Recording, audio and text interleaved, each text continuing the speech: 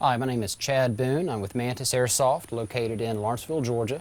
I've been involved in Airsoft for 2.5 years as a player. I'm an Airsoft tech, which means I work on guns, upgrade guns, fix guns. Been doing that for about 2 years professionally. I also design operations and run those around the southeastern area. Hi, I'm going to demonstrate for you how to disassemble your Airsoft gun. The thing with airsoft guns is you have so many different models and manufacturers. Everyone comes apart slightly differently. As far as the model of gun, they're all typically the same. You might have some small differences between companies and brands, but an M4 is going to break down, just like any other M4 along, the same guidelines. You might have a few things extra, but once you do one, you can figure out how to do the others. Today we're going to be taking apart a G36C, and this should give you a pretty good idea of what to look for when you go to take apart your box. And we're going to break it all the way down to the mech box. So if you're doing a repair, this is what you're going to need to do in order to get your mech box out and do any repairs to the gun. So we'll go ahead and get started here with that. First thing you want to do is go ahead and get everything loosened up that you need to. Disconnect your battery. You do not want the battery connected while you're taking this thing apart. Now these are body pins. Every gun's going to have these body pins. They could be a flared body pin.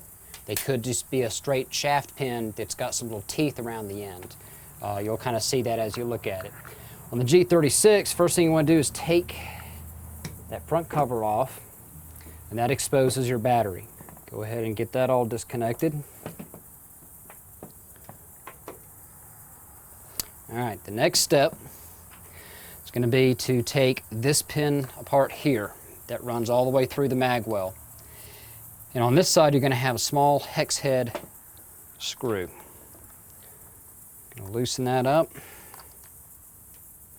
Take the end of your screwdriver, push that pin on through, and pull it out. Now, one thing you want to do when you get these little parts is try to screw them back together so you don't end up losing anything. It's also often nice to have a little pan, something you can put all the small parts in so you don't lose any. At this point, you're going to pull the mag release up, take that part off, set it off to the side. Next step, change your bit out. You've got 2 screws here and here, and you're going to have one in the back. All these need to come out. We'll go ahead and start with the back.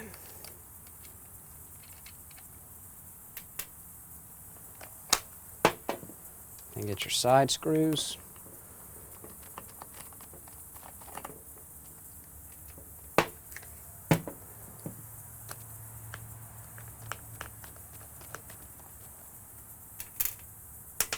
Okay, now we're ready to detach the lower receiver from the upper receiver. Now all guns are going to have the same thing. They're all going to have an upper and they're all going to have a lower. Your main goal is to get this lower out, which is what's going to hold the mech box itself. Now on the G36 model, you've got this extra little distance of wire here that runs through. There should be another connection that sits just in front of the hop-up unit. Go ahead and disconnect that connection. When you look down in here, you will see the hop-up. You want to kind of push that forward. That will release the lower receiver, and the lower receiver will slide right out. Now if you need to do anything with the barrel and the hop-up, you'll just pull this whole unit back and work it out, and that's going to give you access to your barrel and your hop-up assembly. Now that you have the lower receiver out of the body, you need to get the rest of the mech box out of the lower receiver. There's a couple things you want to be sure to look for with these. First off, observe the box, the way it looks, the way it's assembled before you take it apart. That way if something comes springing out, you're going to know where it goes. Sometimes it's a good idea to take a digital camera and take a picture of it. That way you have a visual reference on how it looked before you took it apart. In most cases, make sure that the selector is in safe. This is what holds the motor. Depending on the model that you have, the motor might slide out with this gearbox. This is a version 3 gearbox. Typically, the motor is connected to the gearbox and you don't have to take it apart separately. On models such as the M4, you need to take that motor out, and there's some screws that are all the way down in the motor well that you'll loosen, and you'll take that hand grip completely off. You'll see this middle screw. You don't want to take these other two out. That holds the plate in. Don't need to worry about those. This bigger screw head, that will release the motor housing. Let's go ahead and pull that screw out. And now you're ready to pull this assembly apart. You want to kind of get it started. Oh, got one pin. You got a body pin.